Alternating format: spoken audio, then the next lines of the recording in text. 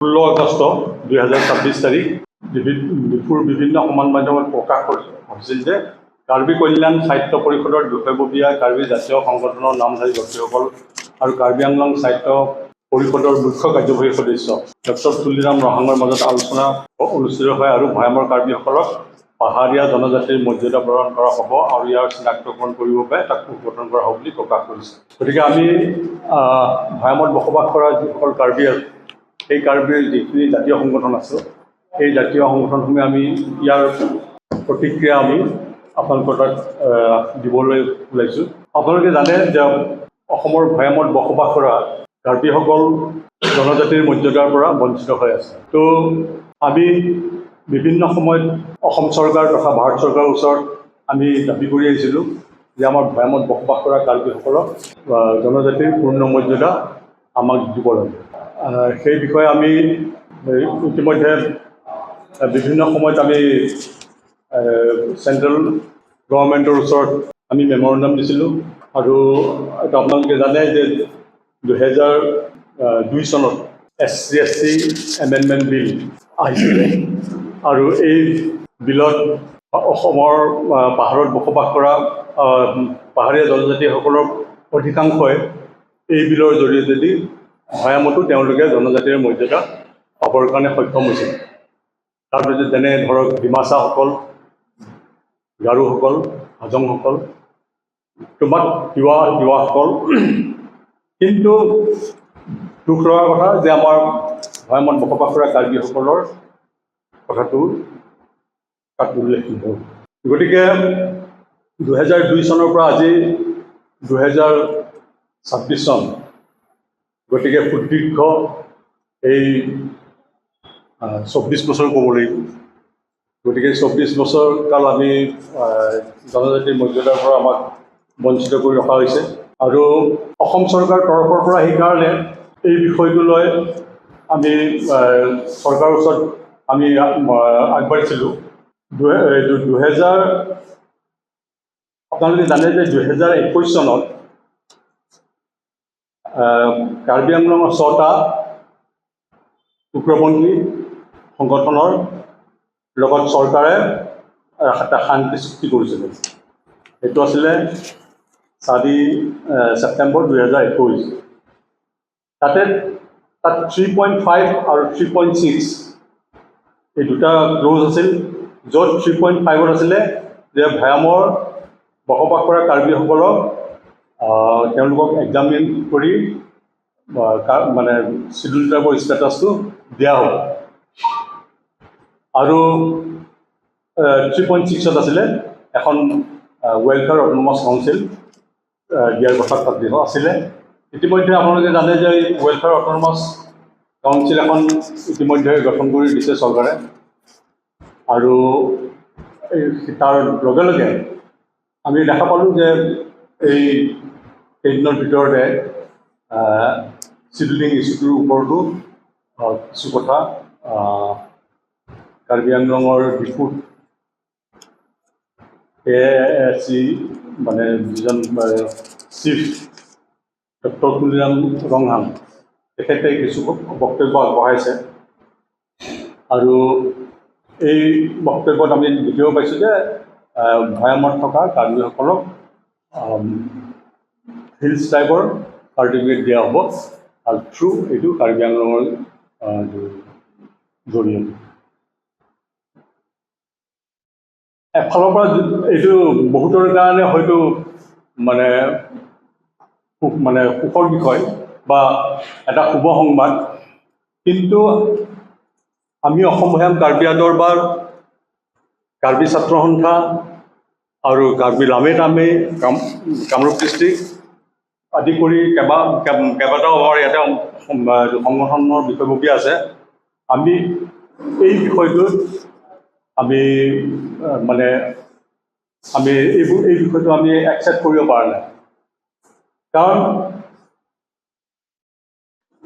আমি এতিয়া যিটো আমি ট্ৰাইবেল চাৰ্টিফিকেট আমি পাই আছোঁ এইটো 1982 অসম চৰকাৰে 1982 এখন চাৰ্কুলাৰৰ জৰিয়তে দি মানে যিবিলাক যিবিলাক জনগোষ্ঠী চিডুল নহয় তেওঁলোকৰ কাৰণে এই 1982 চাৰ্কুলাৰ এখন তেওঁলোকে বাহিৰ কৰিছিলে, য'ত আমি মানে hills type living in plains, আৰু এই হিলছ টাইপ লিভিং ইন প্লেইনছৰ এই যিখিনি জনগোষ্ঠী আছিল তেওঁলোকৰ মানে ইকনমিক, এডুকেশ্যন এণ্ড এমপ্লয়মেণ্ট এইকেইটা মানে এইকেইটা সুবিধা তাত উল্লেখ আছিলে। কিন্তু ৰাজনৈতিক যিটো মানে জনজাতিৰ কাৰণে যিটো ৰাজনৈতিক ব্যক্তিটো লাগে অধিকাৰটো, কিন্তু সেইখন গৃহত উল্লেখ নাছিল বা এইখনৰ পৰা আমাক বঞ্চিত কৰা হৈছিল। আৰু সেইকাৰণে আমি মানে ফুল ফ্লেজত আমি জনজাতিৰ মানে এইটো এই মৰ্যাদাটো আমি বিচাৰিছিলোঁ। কিন্তু এতিয়া যিখন মানে এই ট্ৰাইবেল চাৰ্টিফিকেটৰ কথা উল্লেখ কৰা হৈছে, এই ট্ৰাইবেল চাৰ্টিফিকেটখন কৈছে যে এইখন কাৰ্বি আংলঙৰ ফালৰ পৰা দিয়া হ'ব, আৰু এই ট্ৰাইবেল চাৰ্টিফিকেটখন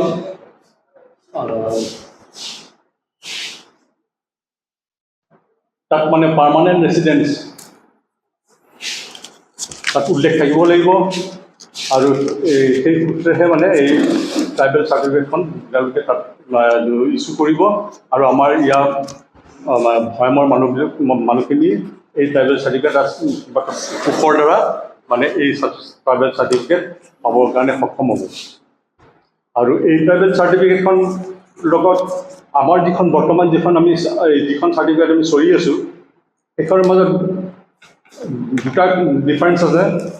এটা হৈছে আমি এইখনৰ জৰিয়তে আমি য'তেই আছোঁ, গতিকে আমি এতিয়া ভৈয়ামত আছোঁ যদিও আমি পাহাৰীয়া জনজাতি, গতিকে ভৈয়ামত আমাৰ এডুকেশ্যন, এইটো এমপ্লয়মেণ্ট আৰু ইকনমিক এই বেনিফিটকেইটা আমি পাহাৰীয়া জনজাতিৰ বেনিফিট যেনেকৈ বেনিফিট পাইছে তেনেকৈ বেনিফিট আমি পাম বুলি তাত উল্লেখ আছে।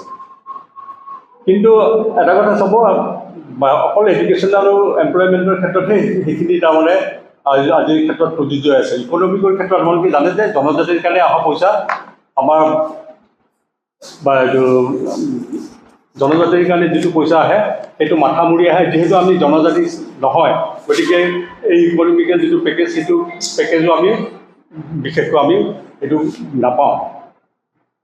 তো এতিয়া যিখন চাৰ্টিফিকেট দিব, এই চাৰ্টিফিকেটখন টোটেলি আহিব কাৰ্বি আংলং ডিষ্ট্ৰিক্টৰ পৰা। তেওঁলোকৰ তাতে এটা পাৰ্মানেণ্ট এড্ৰেছ দিব। আমি আমাৰ ইয়াৰ পৰা তাত মানে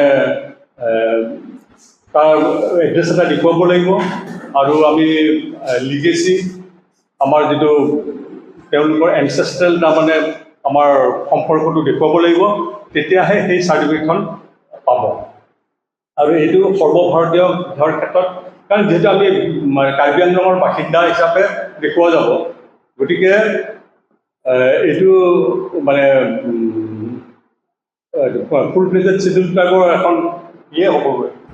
তাৰমানে আল্টিমেটলি আমাক কাৰ্বি আংলঙৰ বাসিন্দা বনাবৰ কাৰণে এইটো এটা মানে এটা প্ৰেক্টিছ এটা চলিছে।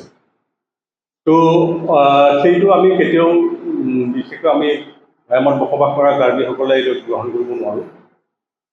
গতিকে আমি চৰকাৰক অনুৰোধ কৰোঁ যে এনেকুৱা ধৰণৰ মানে আমাক মানে ইনফ্লুৱেঞ্চ নকৰি আমাক যদি ফুল ফ্লেজেড মানে চিডিউল ট্ৰাইবৰ ষ্টেটাছটো দিয়ে, like the Dimasas, like the Bodo, Garos বা হাজং বা তিৱা, কাৰণ তিৱাসকলো এতিয়া প্লেইনছতো ST, তেওঁলোকে হিলছতো ST। ডিমাছাবিলাক প্লেইনছতো ST, হিলছতো ST। হাজংবিলাক প্লেইনছতো ST, হিলছতো ST। অকল কাৰ্বিসকল নহয়, অকল কাৰ্বিসকলক বঞ্চিত কৰি ৰখা হৈছে।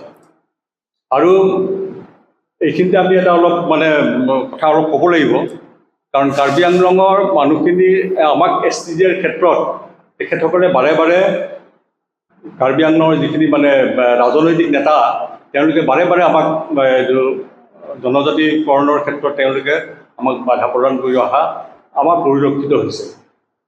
গতিকে এইটো আমি কেতিয়াও নিবিচাৰোঁ যে মানে মাজত যেন এটা এনেকুৱা ধৰণৰ এইটো মানে পৰিৱেশ নাহে যে আমি ইজনে ইজনক মানে ফোন কৰিব নোৱাৰোঁ, হয়নে নহয়? গতিকে আমি ভাবোঁ যে এইটো আমাৰ যিটো কি বুলি কয় সাংবিধানিক যিখিনি অধিকাৰ, সেই অধিকাৰখিনি পাবৰ কাৰণে কাৰ্বি আংলঙৰ নেতাসকলেও মানে তেওঁলোকে সহায় কৰিব লাগে।